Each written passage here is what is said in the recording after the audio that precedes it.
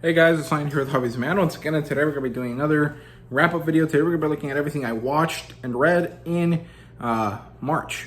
So, I didn't really finish my TBR, even though my TBR was quite short, because I ended up reading other things that I felt more interested in, more drawn by at the time. However, I think my reading was good, and I also watched a lot of TV, so I'm quite excited to talk about all of that, right? So, number one on the list is Shogun. I did a part one review for this, covering the first 5 episodes. I was hoping that it would be a much better received video, but apparently it's not very huge, and I think it's because of 2 reasons. One, when I did the review, it was a few days after the 5th episode came out. And it's also kind of just like a little bit too little too late, and it wasn't the best structured video, right? So since it was kind of a ramble review, it didn't manage to do that well, and also it was quite positive. And in my experience, limited as it is, if you're a little bit more negative than positive in your videos, they tend to do better because people are more interested in bad opinions and good opinions, or opining that something is bad instead of opining that something is good, right? Giving that opinion that is bad is more interesting to people, right? Which is why the world is the way it is, right? But it is what it is, no problem. It's not that big of a deal. Hopefully enough people watched it that hadn't watched the show yet, so they got interested and decided to watch it based on that video. If not, it's all good. And then I watched Dune 2, or Dune Part 2, and I watched this movie 3 times. I watched it with my roommates a few days after it came out. I watched it with my parents over spring break. I live in Texas, so spring break is March 18th to 22nd, something like that. I can't remember exactly. 3rd week of March, whatever that may be. And then, after I came back from spring break, I went with one of my classmates who I'm friends with. I was telling him, hey, do you want to do something outside of class? Do you want to hang out? And he was like, sure, let's go watch a movie. Okay. I told him, whatever movie works for you is good. He said Dune, and I had watched it twice already, but I was interested in watching it again, so I did. And we went to watch it in IMAX, and although some scenes were quite cool because of the IMAX experience, the IMAX was so loud and awesome that even my chair shook, or maybe shaking of the chairs is part of the experience. I'm not really sure. But the theater that we went to was quite nice. It was the one in downtown Dallas. It was a Cinemark. It was the IMAX theater.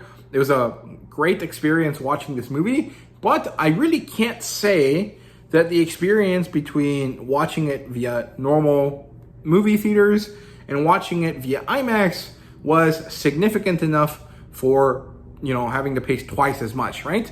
I didn't pay twice as much. I went on a Tuesday, which here at the Cinemarks here means it's a half price day. So the ticket was actually $8.25 because I have a Cinemark account. And that means that if I had not had that, it would actually have been like $18 more or less, right? Plus taxes. The ticket ended up being a little bit over $9. It was like 19 something for 2 tickets. But it would have been twice as much if we had gone on any other day besides Tuesday, right? So yeah, I don't necessarily think that the experience is significantly better, but if you watch it in IMAX and then watch it normally, you might see a difference. I just don't think that upgrading was noticeable. It was just the downgrade that is relevant, right? So I don't know, maybe I made sense, maybe I don't, I don't know. I also watched Entrevías. Season 3, this show is from Spain. It's on Netflix as Wrong Set of Tracks if you watch it in English. And it's pretty enjoyable. It's quite good. I didn't watch the whole season. I watched starting on episode 2 or 3 or something like that because my parents had recently started it. And I didn't feel like making them rewatch the episodes. So I just told them, yeah, continue from where you are. Just tell me what's happened. And we did, and I wasn't lost at all. The plot lines for those types of shows are quite simple, but involve a lot of melodrama and melancholy and kind of like strong emotions to drive you through. They're quite enjoyable. So I recommend Money Heist, Entrevías, Elite, I think is quite good as well. That type of like Spanish, drama TV is quite enjoyable. So yeah. Then We watched Alien, the first movie. My dad is a big fan of it. And he latched onto the fact that I was like, I've never really seen the whole movie. Let's watch it. So we did. And to be honest, both me and my dad were quite disappointed. It's actually quite a boring movie compared to, modern fare. It was quite slow. I didn't really connect with any of the characters. I didn't really feel scared at anything. It wasn't a great creature feature like I've heard everyone mention, right? And there's also a lot of these like Jungian, like sapiosexual, or what's it called? It's like it's not sapiosexual. It's some other like metaphysical sexual subcontext that is supposed to exist in these movies. I didn't notice it at all in this first one. I mean, like, there is a certain element of like, oh, why are these things hatched from eggs? Why are these things so attracted to this female character? Why is this female character kind of like relevant to this stuff? Like I understand there's some sort of Jungian or like Freudian connection there, but I've seen video essays talking about how deep and powerful and strong it is, and to me it feels very similar to Christianity and Evangelion, right? So everyone thinks that Hideki Anno is enamored by Christian mythology and symbolism, and so Evangelion had all of these Christian symbols in it because he was trying to say something important about Christianity in Japan or whatever. And the reality is that no, he just thought the cross looked cool, and because there was a cross, he was like, okay, let's talk about Christianity in this, and to an extent, and so that's where the Lance of Longinus came from, and all of the stupid Adam and Eve type things that they add in. It is not because it was important to Hideki Anno. It's because it's aesthetic, and I think it's very much similar here. And Alien, they also watched Prometheus right afterwards, and it's very clear Prometheus is a soft reboot retelling of Alien. It's almost exactly the same with a few tweaks. And it's a much better movie. It was much more enjoyable to watch. But it is very clearly just like more of the same. And I have no problem with that as a fan of Star Wars and someone that enjoyed the first of the new Star Wars movies when it came out before it all went to shit.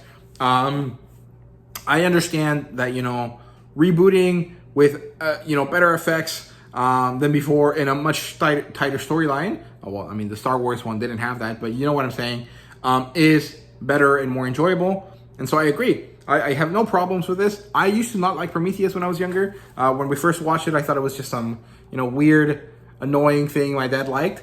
Now I watched it and I quite enjoyed it. I thought it was cool.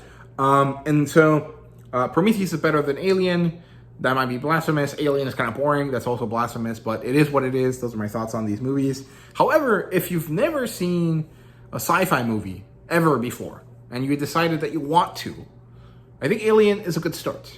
I would say Star Wars, then Alien, then Blade Runner, then maybe The Matrix, although I've never seen that, so I'm not really sure if it's good or not, but I'm sure it probably isn't at this point. And then from there, go and watch whatever the fuck you want. But, those are probably good intro movies to the genre. And I think that if you watch Alien before you watch any of the more modern kind of like trapped in a ship with an alien creature that's going to kill me kind of movies, it's probably better for you, right? You'll enjoy Alien more, and you'll also enjoy the other movies quite a bit more, knowing where the kind of tropes come from. So, yeah. Then we watched the first episode of Bandidos. This is a Mexican money heist-esque / National Treasure-esque type show. And we couldn't finish the first episode, me and my parents, because the writing was quite odd. I didn't enjoy the characterization. It tried very hard to be like cool and hip with the youth, and it ended up being quite unsatisfying to watch. So we stopped watching it. Then we watched The Signal, and this is a German science fiction show about what happens when an astronaut intercepts a signal from an alien and kind of what unravels from there. There's this kind of MH370 type of plot line, subplot kind of thing as well. We watched one episode and decided we were bored with the story. It was only 4, so if 1/4 of the story bores you, you're probably not going to enjoy it. So we decided to move on to something else. We watched The Creator. This was a great sci-fi movie. I really enjoyed it. It has a lot of iRobot kind of vibes to it. It also reminds me of things like Heartgear and Alma, which are 2 manga that I've reviewed on the channel before. And Origin to an extent as well, the manga by Boichi. It has a lot of these kind of like, are robots that are sentient people or not? And what does it mean? And does it matter if they're people or not, as long as you can create connections with them the same way? And also had this really interesting kind of like father-daughter relationship, and also this kind of like lone wolf and cub vibe as well. Like, there's a lot of cool things in Creator. It looked phenomenal. It was a relatively cheap movie to make as far as I understand it. So even though it didn't really do that well at the box office when it came out, it was quite an enjoyable film to watch. Then we watched The Abyss. This is a Nordic movie. This is one of the guys from Vikings is in it. And it's about this broken family that lives in a place in Norway where they have like this giant mine, and suddenly the whole place breaks apart because the mountain collapses, and then this family is struggling to stay together and also deal with the fact that one of their family members is trapped in one of these situations caused by this cave-in.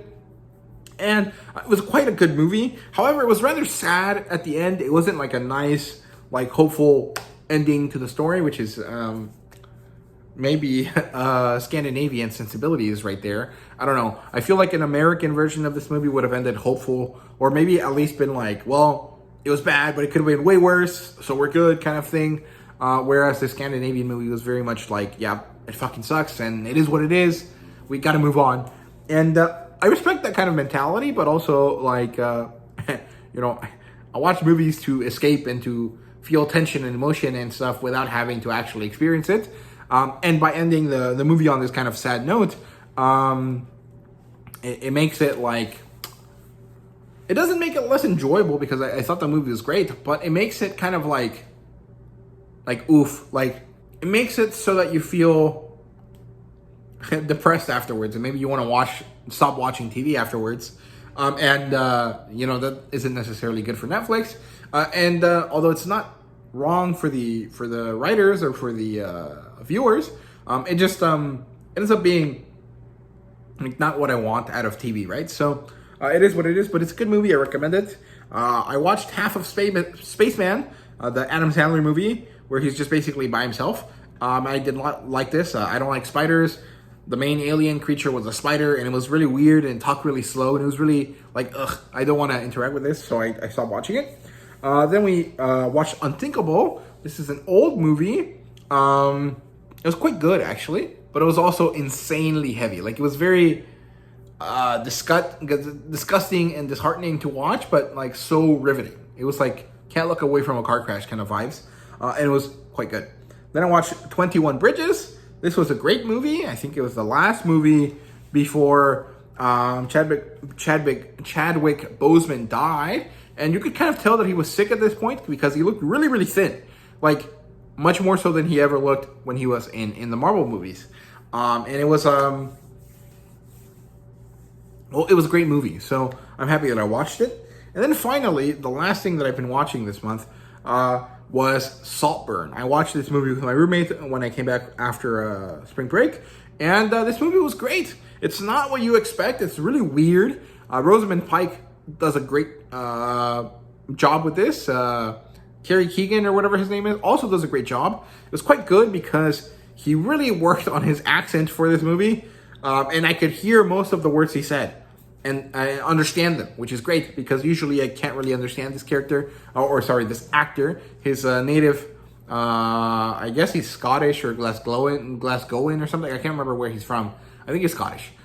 His native accent, wherever he may be from, is very hard for me to understand. And I'm very happy that I understood just about everything from him in this movie. It was great. Everyone else in the cast was very good. There was a weird, disgusting, like, odd set of scenes that were also really, really riveting and really fun and interesting. And the movie was really funny but also like deeply disturbing, and it was great. I really enjoyed it. I had a lot of fun watching this movie. It was wonderful. You guys should watch it too. It's very different from my usual fare, actually. My sister told me in December when it came out that I would not enjoy it. My roommate told me that it was quite good, and so I watched it with him, and I loved it. So I recommend it.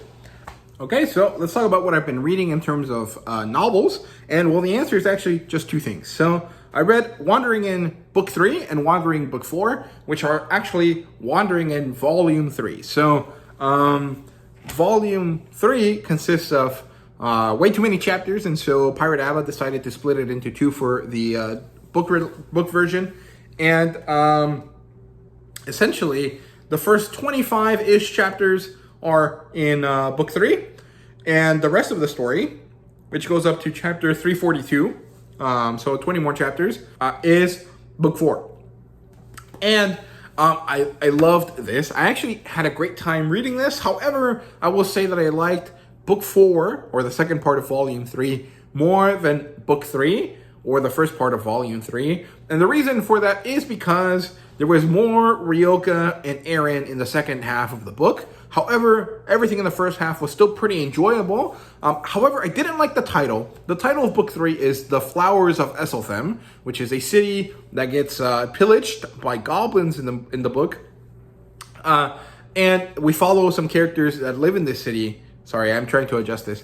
We follow some characters that live in the city after it has been ransacked, and that is where the title of the book comes from. However, the direct thing that leads to the title of this book does not happen until the second half of the volume, which is in Book 4. And so I feel like there could have been a better name for this, maybe like The Ruins of Esselthem, or something different like that, or Survivors on Esselthem, or some other name that relates to Esselthem, because that is a big portion of the story of where things happen, but also could have not hinted at that thing that happens with the flowers, right? That is a much more like the thing that directly relates to the flowers of Esselthem doesn't happen until the second half of the volume, and so I don't think that it should have been the title for the first half. The book that contains the first half, right? So I don't know. Maybe I'll mention this in my Wandering In reviews, and maybe the fans can tell me why it is named this way. I understand why. Actually, it's because most of the stuff that happens that is important to this title that happens in Esselthem happens in the first half of the book. In the first half of the volume, so it has to be in Book 3. But I just don't think that it made complete sense, right? Like, make the chapter, or make the one poignant sentence that makes the title of the book happen within the book that is referencing it, right? And I think that there's a little bit of a miss here with Pirate Abba, but that it's not really a miss as much as it is like just kind of how the nature of the book happened and the unfolding of the story, and the fact that she had to break it up, or they had to break it up, kind of however it fit best. However, the second half of the book was also quite good. The Book 4, Volume 3, Part 2 was great. I really enjoyed it. There's a lot of awesome stuff that happened here.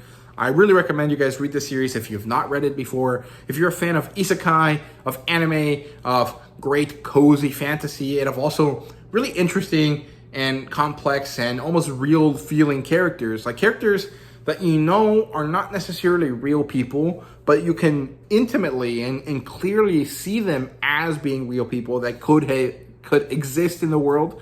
If you like characterization like that, you should read The Wandering In. Of course, there's also a lot of violence and a lot of crazy, fucked up shit that happens. I would definitely consider it still a more adult kind of YA, because there's Percy Jackson YA, and then there's Harry Potter YA, and then there's like Akotar YA, where it's like basically an adult novel, but for whatever reason it falls into YA because one of the books at some point fell into that genre. Kind of like a new adult title, right? There's mentions of violence, of sex, of sexual violence, of murder and pillaging and marauding and all sorts of fucked up shit.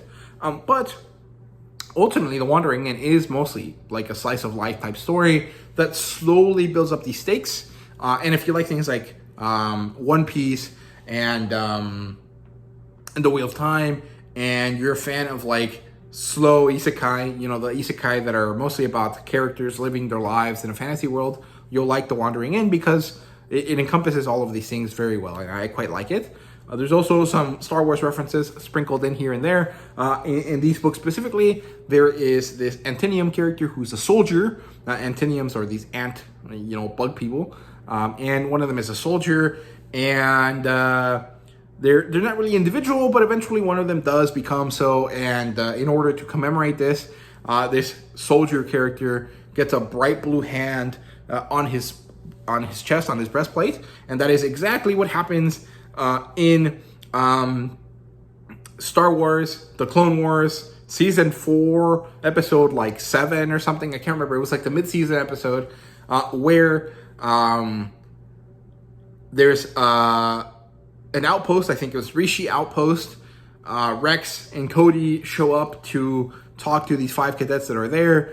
Rex gets mad at them because they're shinies and they let some bullshit happen, and then they escape. And in order to commemorate the fact that they have survived their first battle, Captain Rex slaps one of them on the chest with his bloody blue hand, and marks Echo as a proper, you know, soldier of the Grand Republic Army, but also a proud member of the 501st, and no longer a shiny, a rookie, right? And so he has this bright blue handprint on his chest throughout the whole rest of the time that he shows up, until I think Echo is the one that becomes part of the Bad Batch, right? So that reference was great. I loved it. I thought it was great, which is why I mentioned it. It took so long to kind of get talking about it. But yeah, so that's basically all I read in terms of books here. I kind of wasn't really feeling like reading this month all that much. I mean, I did manage to read some, but The Wandering Inn really managed to suck me back in. Once I kind of got through the first half of this book,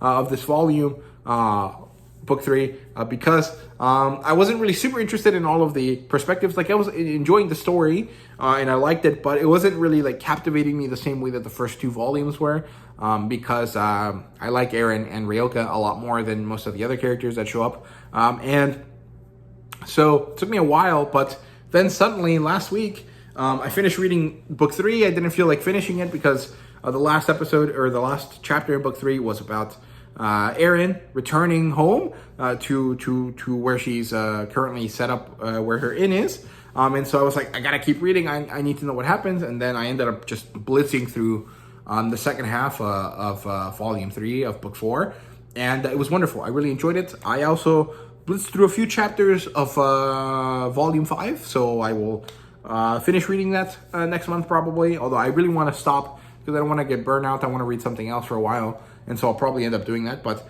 yeah, well, Wandering Inn is great, so that's why I talked about it for 8 minutes. Let's see, that's it for that. In terms of comic books, I've also not really been reading many. I only did this trade paperback. Star Power is a indie comic book. It's a female Green Lantern-esque type character fighting off against these like very like Power Rangers-y kind of type of villains. There's these bad guys here called the something demons, the arch demons or something, or I can't remember actually. Let me see. The Void Angels, or the Void Archangels. They're actually being controlled by this alien lady. And then it turns out that this alien lady has something against these Green Lantern people kind of looking things, and it's quite enjoyable. It's actually not easy to kind of explain quickly, so it'll be interesting to make a review for this, but I quite liked it. I thought it was good. There's 4 more volumes of this as far as I'm aware, so I will eventually buy them. But I bought this one because I got it for $5. And it was quite special because it had the artist signature on it, and I've been following them on Twitter for a long time, right? So that was cool. I also read 4 issues of Witchblade. I still have not managed to get through the complete edition. For whatever reason, even though I'm very interested in the artwork, the story hasn't really captured me this time, and I think it's because I'm rehashing this story for the 3rd or 4th time at this point. Love the artwork, but the story isn't really capturing me at the moment. So I will have to wait a while, probably let it go for a month or 2, and then come back to it much later when I'm feeling reinvigorated. by this concept, right? So yeah, we will see what happens there, but who knows. And then finally, I haven't really had time to read my single issues, but I did read Blue Beetle #7 because I love Blue Beetle. It is what it is. This was a really fun, enjoyable romp. They kind of had Jaime join forces with Booster Gold. I can't remember the actual character's name. And Booster Gold and Blue Beetle kind of jump through time a lot, and we actually get to see them go through different iterations of their art styles. And they kind of go through different situations in order to try to find Ted Cord, who at this point is lost. And it's really fun to see all of these different art styles happen through. It reminds me a lot of what happened in Green Arrow. I think it was like issue 2 or 3 that Joshua Williamson is writing. And so I think it's fun that this has been happening, that there's this kind of like parallelism, or like, you know, it's like poetry. It rhymes kind of vibe to the stories here for the Dawn of DC. I wonder if other stories have done a similar mechanic. I don't think that this mechanic was supposed to mirror the Green Arrow mechanic, but it happens that it did. And I quite like it. And it ends with, you know, them having to move on. And it also ends with Victoria Cord, who's apparently a movie-only character that made her way into the comic book, trying to play Nitita, who is one of the new Beatles that was introduced this story arc, this run, to kind of give her the Beatles so that they can go and do some crazy shit. So I'm excited to see where that goes. And so that's it for the comic books. In terms of manga here, let's see. Well, I'll just show you them individually in just a moment. I need to prep. I'm actually a little bit unhappy with how my schedule turned out this month, because I was doing great. I was releasing, you know, videos every day for a long time, basically since the beginning of the year. It was quite interesting and enjoyable as an exercise. I think I missed a few days, and then with spring break, I kind of got derailed, and I didn't have time to record this spring break, so I kind of fell behind, and then I ran out of videos, and then when I came back, I didn't really have time because suddenly school got a little bit quicker, a little bit more intense, and that's just kind of what happens after spring break when teachers realize, oh shit, you know, it's past the middle of the semester and I haven't taught you everything that you need to know. Let's hurry up. Let's do a bunch of homework. Let's do a bunch of projects.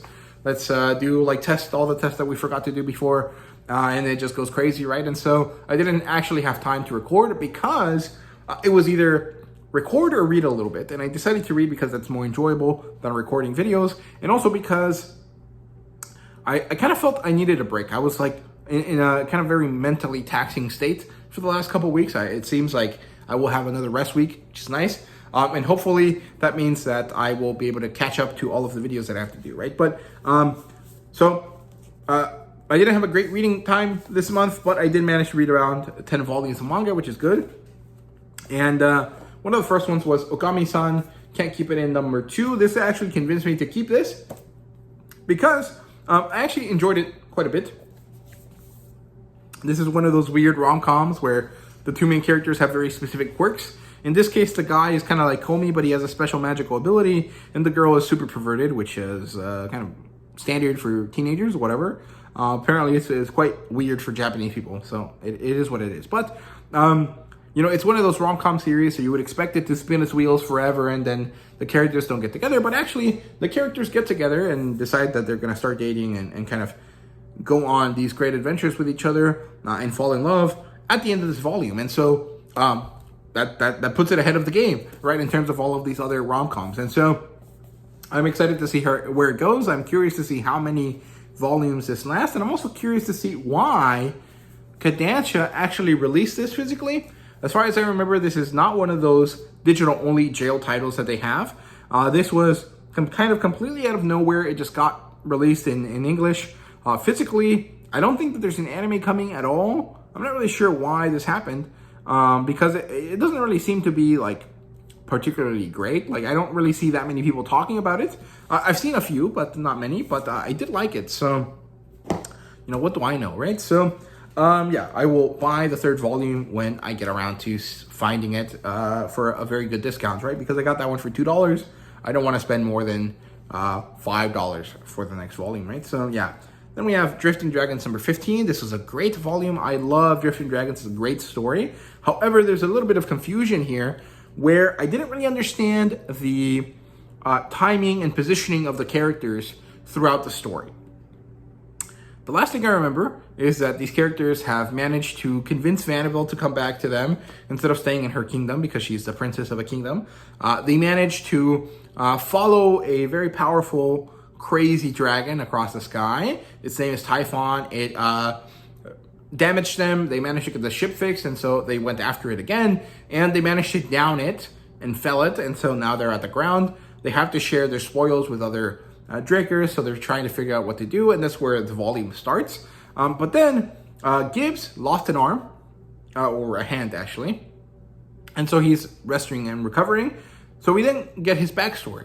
But Katya, who is a character that's introduced in one of the very early volumes, I think volume 3 or 4, makes a comeback. She kind of has moments where she appears throughout the story, just kind of randomly, like it doesn't really make sense why she's there because they're not in the city that she's from. And then eventually the story actually ends, the book ends with Katya talking to the young boy, to Shiro, something like that. I can't remember his name. Let's see. With Jiro at the end, telling him that she wants to meet his dad. And I don't remember why they're there. Like, it seems kind of out of order, right? Unless this whole time it's been Jiro retelling her stories that he went on during his draking career, and now they're kind of back to where that one volume was. But I don't think that that is the case. I think that this is a new story, and I just missed the part of it where they're back in Katya's city. I'm not really sure. I can't remember exactly how this happened, and so that left me a little bit confused, but I really enjoyed the volume, and I just didn't bother to go back and reread some of the other earlier volumes to figure out what was going on, because ultimately it's not that serious, right? Like, it's fine if I'm a little bit confused volume to volume.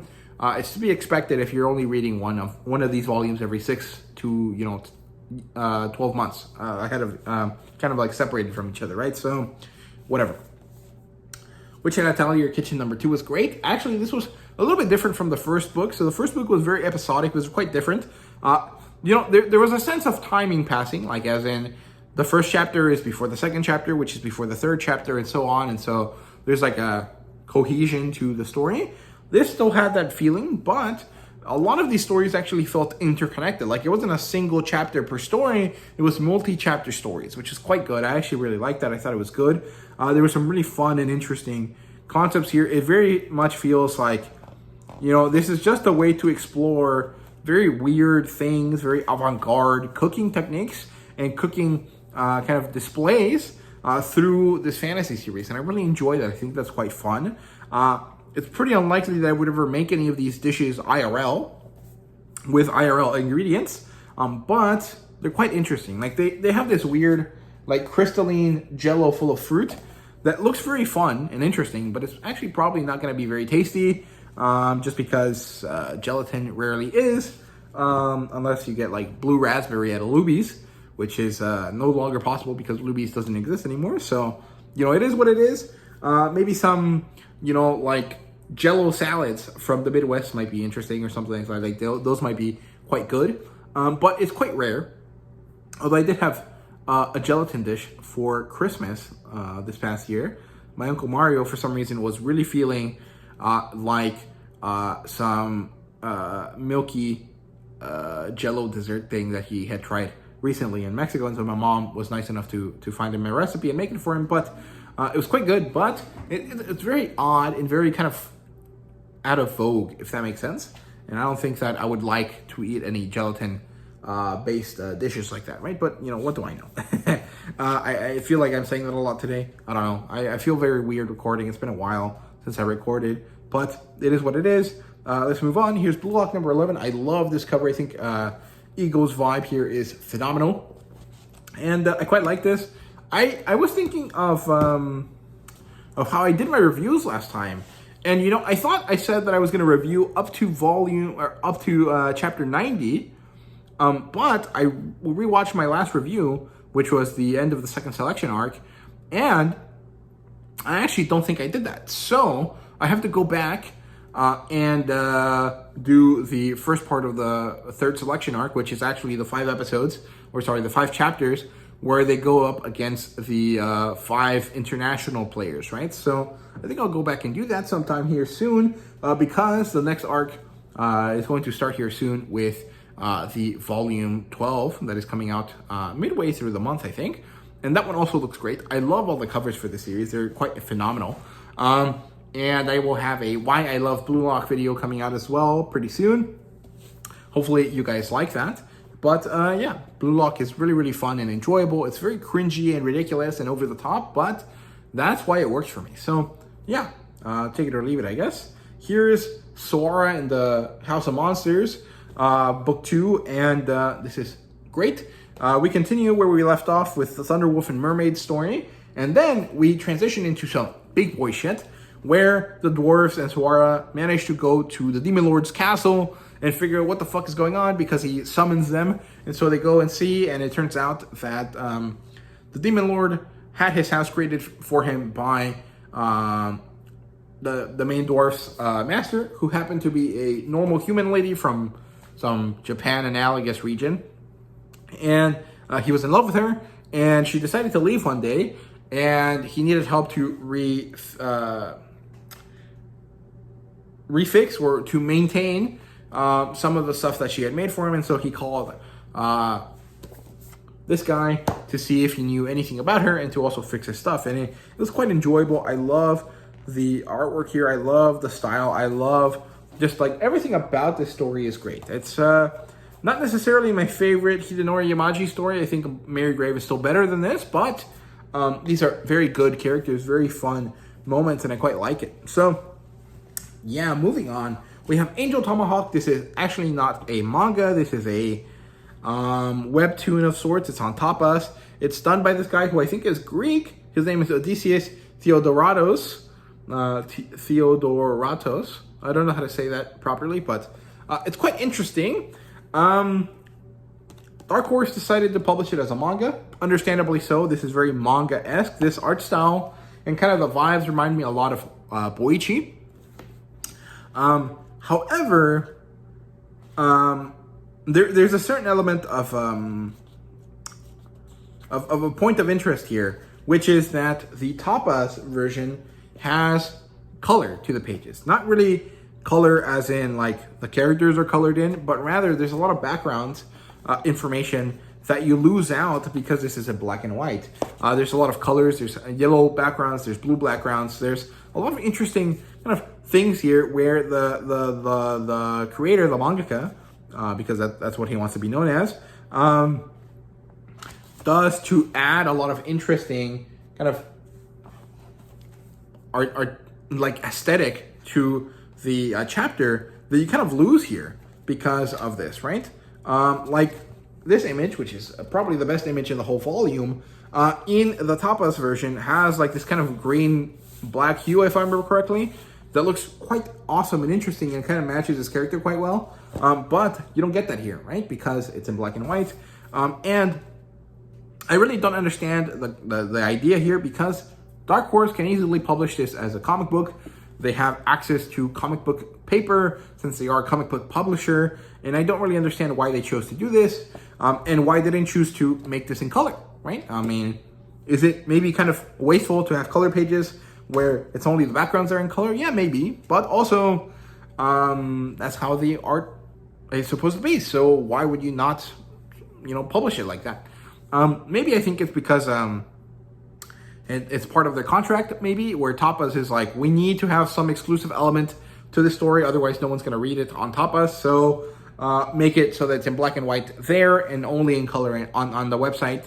Or it might have been just something that the creator wanted. I'm not really sure. If anyone knows, let me know down below. But to me, it really feels like Dark Horse kind of cheaped out here, where, like, yes, it's kind of wasteful to have only the backgrounds be in color and not the characters, and still have to use color pages because this might make the volume cost more. But also, like, if that was how it was originally done, that is how I want to consume it, right? Like, I don't know.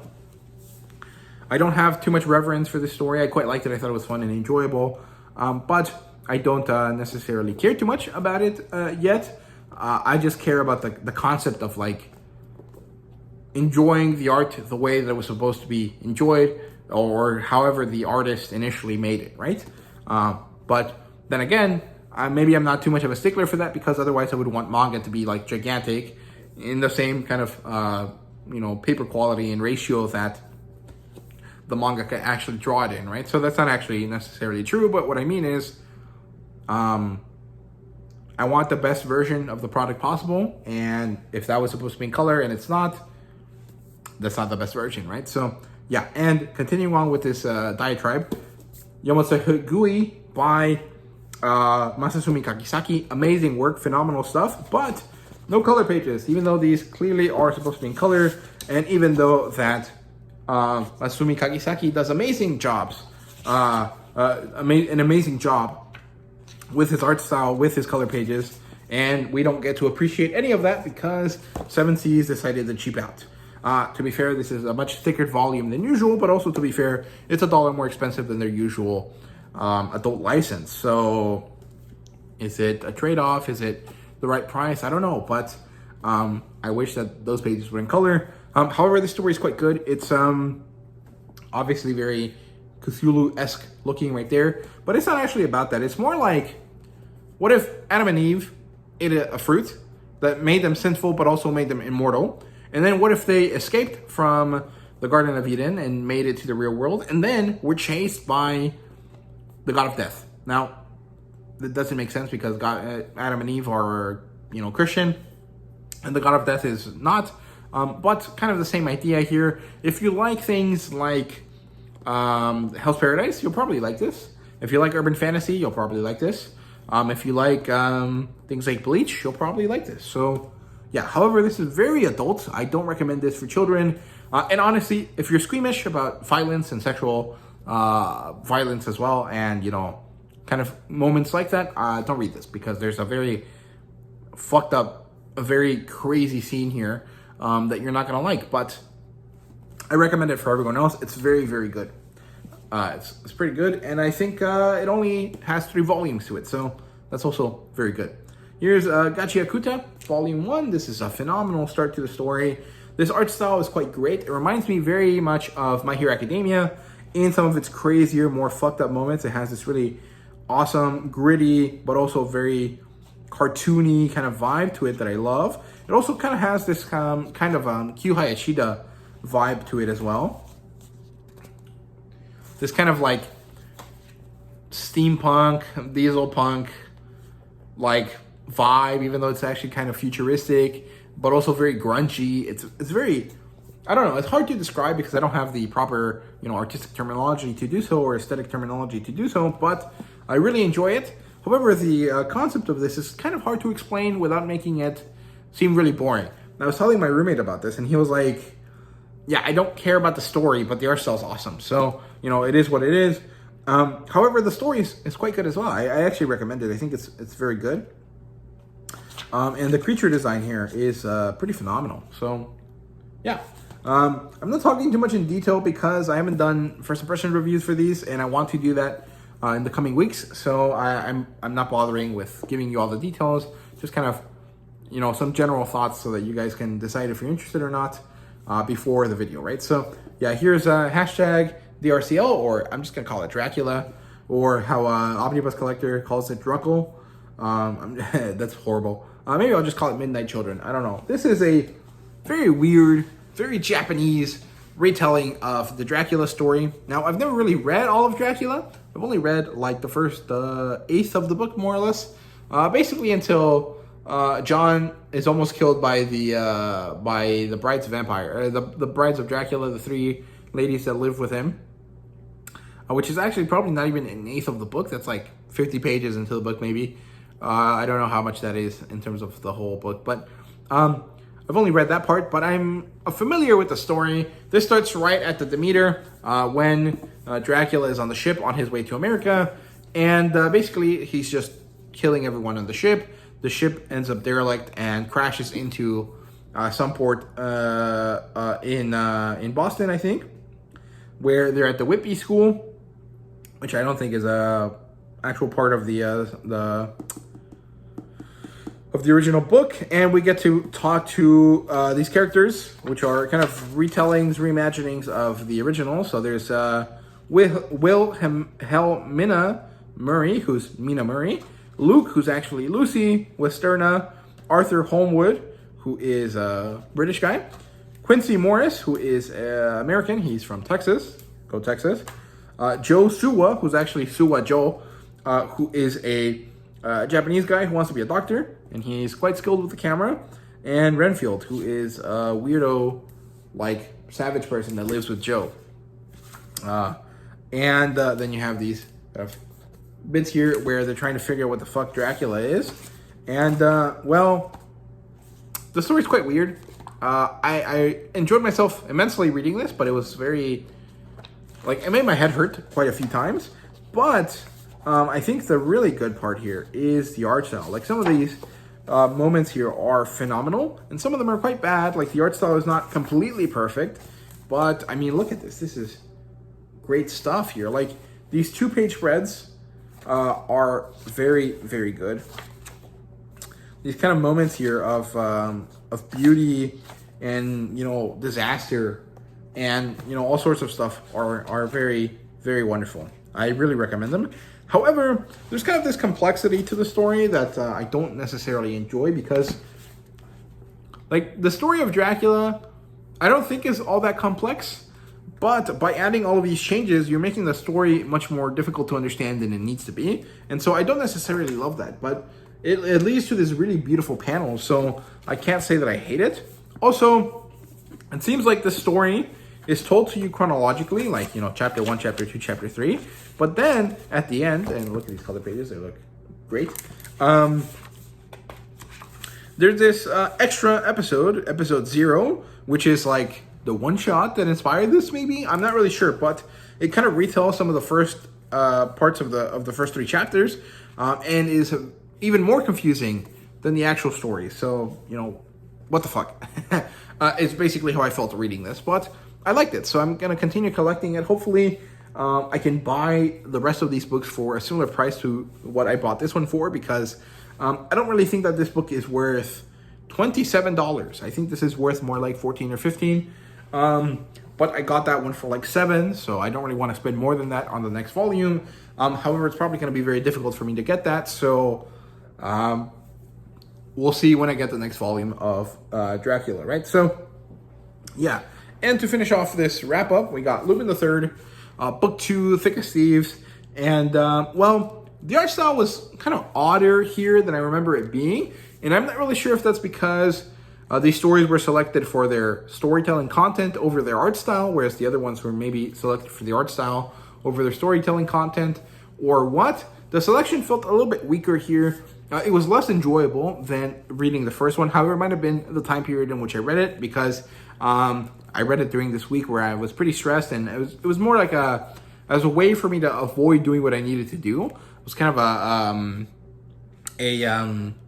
a procrastination technique, right? And so this made me feel a lot of guilt, more or less, while reading this, and so maybe it affected my enjoyment of the story. Maybe not able to laugh at some of the moments here, but there was some really funny stuff, mostly involving Lupin III getting his his manhood, you know, destroyed in some way or another throughout the different chapters. It was a very common gag across all 13 of these stories, and it's quite odd, but also kind of fun, I guess. They're pretty funny gags. They're pretty fucked up, but they are enjoyable. However, there's these really weird moments where, like, the art style was just kind of randomly very, very bad. Almost like non-existent, and I don't know if that was because it was badly scanned and then not touched up properly, or what. Let me see if I can find some of this that I'm mentioning, because as always, now that I mention it, I can't see it. Yeah, like, look at this. I understand this is supposed to be like in shadows or something, but you know, you can barely make out the fact that he has a face, even though it's very clearly supposed to be there. These like color pages or maybe it looks like they're supposed to be color pages. I don't know. They don't look very clear. It looks like a badly scanned page, and I don't really like that. Especially for something that is supposed to be a classic collection, right? These, very good, very well-treated volumes of important manga from the past, right? So it is what it is, but I still liked it. So if there's another one, I will buy it, although I doubt it. And I will do a proper review telling you about each of these stories later. So yeah, those are my thoughts on everything that I watched and read this month. Sorry, it's kind of longer than I really wanted it to be. I thought about sitting uncomfortably and dressing less well so that it would make me uncomfortable, so that I would speak faster, but I decided that wasn't good. And hopefully I can get this out before the clock strikes midnight, because I want this to be properly in March, but we shall see. So yeah, thank you guys very much for watching. I hope you guys enjoyed. Let me know what you've been reading down below, and thank you guys once again. See you guys later.